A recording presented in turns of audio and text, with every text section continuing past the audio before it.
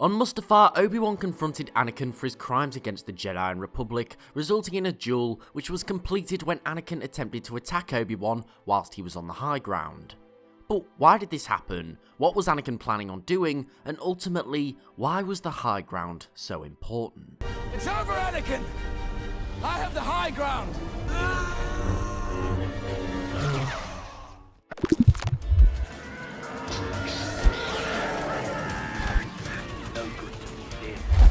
Well, firstly, let's talk about what Anakin was trying to do. He was over a lake of lava whilst Obi-Wan was on the shore. Now, this puts Anakin at a disadvantage.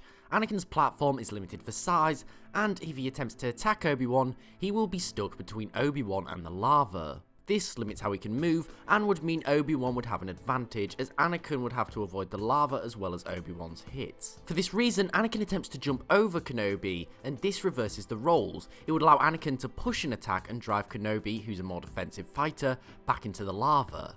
However, he greatly misjudged how this would work. Now, there's numerous reasons why in sword combat, having the high ground can be advantageous, from having gravity on your side, key limbs and body parts such as the head being out of reach of the enemy, and more secure footing when advancing and retreating from the fight.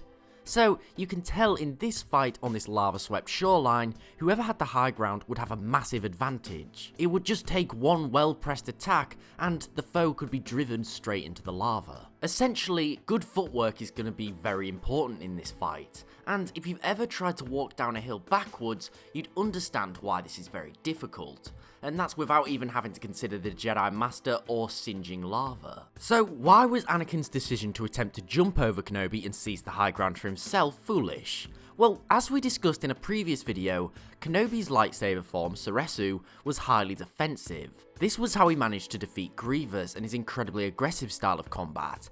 He would simply deflect the attacks until an opportunity presented itself to strike precise and deadly blows. And when Anakin chose to leap through the air over Kenobi, he was incredibly vulnerable, and it doesn't take a genius to know that attacking a defensive force on higher ground isn't a very good idea, especially when considering Anakin's own style of lightsaber combat, Sheen, wasn't overly offensive in itself. Sheen was designed to defend the user, however often used opponents' own attacks against them in devastating counters. For example, think Darth Vader in the corridor with the rebels. He killed most of them by deflecting their blasters. For this reason, Anakin's decision to leap through the air and attack Obi-Wan from behind wasn't an established move, and it would be new, and therefore was incredibly risky. If another Jedi or Sith with a different lightsaber form attempted this, for example Palpatine or Windu or even Yoda, then it would have likely worked, as their forms are far more offensive.